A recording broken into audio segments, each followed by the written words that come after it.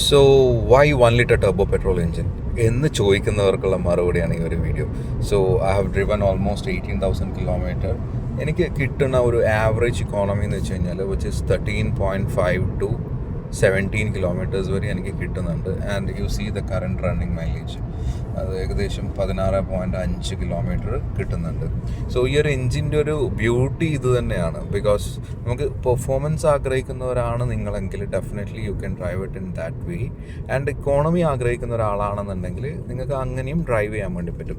ഞാൻ ഈ രണ്ടിലും ഇഷ്ടപ്പെടുന്ന ആളാണ്. കാരണം എന്താ വെച്ച് കഴിഞ്ഞാൽ ഞങ്ങൾക്ക് ലോങ് ഡ്രൈവും ഉണ്ട്, അതുപോലെ തന്നെ കുറച്ചും കൂടി പെപ്പി ആയിട്ടുള്ള ഡ്രൈവും കൂടെ കിട്ടണം.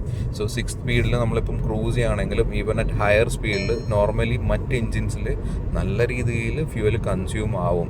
But still you see this if you are cruising around 90 to 105 ഇതിൻ്റെ ഫ്യൂവൽ ഇക്കോണമി ഡ്രോപ്പ് ആവത്തില്ല. That remains the same. അപ്പോൾ ഇതിൻ്റെ ടർബോ നോക്കിയാൽ മതി. ഞാൻ ആ ടർബോ ആക്റ്റീവ് കാണിക്കുന്നത് എന്താ വെച്ച് കഴിഞ്ഞാൽ ഇപ്പം 97 കിലോമീറ്റേഴ്സിലാണ് വണ്ടി ഡ്രൈവ് ചെയ്യുന്നത്. And turbo is around 2200 RPM 300 RPM.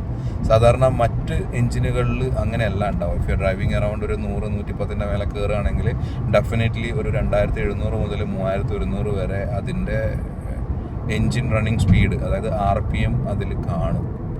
So ഇതാണ് ഇതിൻ്റെ ഒരു ഡിഫറൻസ് എന്ന് പറയുന്നത്.